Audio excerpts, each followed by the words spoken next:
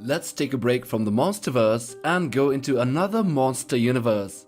In this video today, I will be talking about one of H.P. Lovecraft's most intriguing and mysterious characters, Azathoth. Azathoth is just one of many diverse and interesting characters within the Cthulhu mythos that we will be exploring in this and other upcoming videos. The Cthulhu universe is a vast one with many strange, awe-inspiring and terrifying deities and creatures. Here I will be talking about the origins, nature and powers of this particular character, and what sets him apart from other characters in this universe. The name Azathoth is first mentioned by H.P. Lovecraft himself in a note in 1919 where he describes the name as being hideous, but the first actual appearance of Azathoth as a proper character in Lovecraft's fiction is in the story The Dream Quest of Unknown Kaddath. Here the author describes this deity as a sultan ruler of a realm beyond the one we mortals are familiar with. Lovecraft explains that this realm is one marked by chaos and confusion, the opposite of our own. It is from this story that one of Azathoth's many names, the Daemon Sultan, is also derived. Azathoth is known as the nuclear chaos, the blind idiot god, but just to be clear, Lovecraft was not thinking of atomic power when he was describing Azathoth.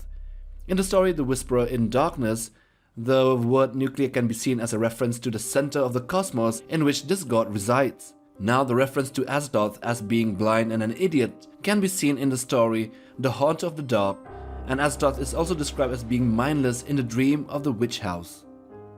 The name the blind idiot god, however, must not be equated with the idea that Azathoth must be somehow stupid. We must keep in mind that Lovecraft was an atheist, and hence for him the universe is not characterized by some kind of ultimate meaning. Azathoth then can be seen as a living force whose ultimate purpose or destiny is not clear or even evident at all.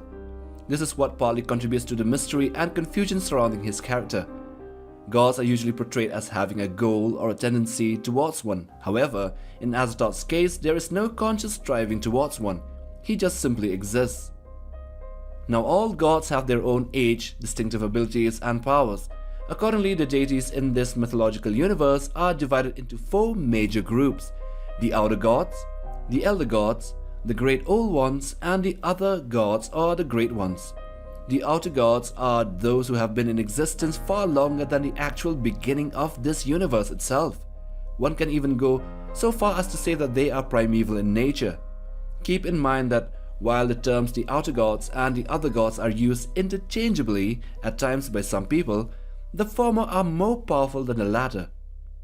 At times one gets the impression that Azathoth thoughts, and even Cthulhu himself, since he has been described as being cosmically boundless, and there is an inclination to think of him as being omnipotent as well.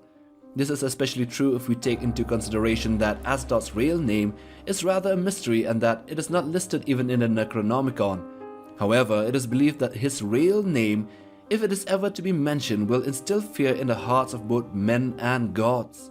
Hence, one can view Azathoth as being a formidable opponent for anything, for the outer gods, the great old ones, since he might be the father of all creation, and we live in his dream. One of the factors we must take into account is that other writers have also contributed to this universe. Among them is August Derleth, who wrote the novel The Lurker in the Threshold. Here Azathoth is depicted in a similar fashion to John Milton's Lucifer in Paradise Lost. Both take on the role of a rebel and are punished for it. While Lucifer is sent to hell as punishment by the Christian god, Azathoth is made blind and mindless by the elder gods.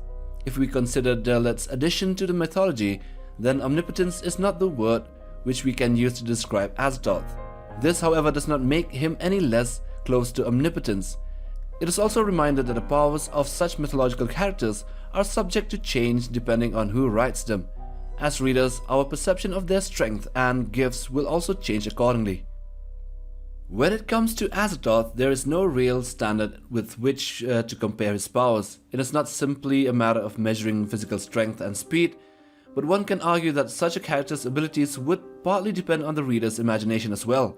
Azathoth is in some way a puzzle that the reader must seek to solve on his or her own.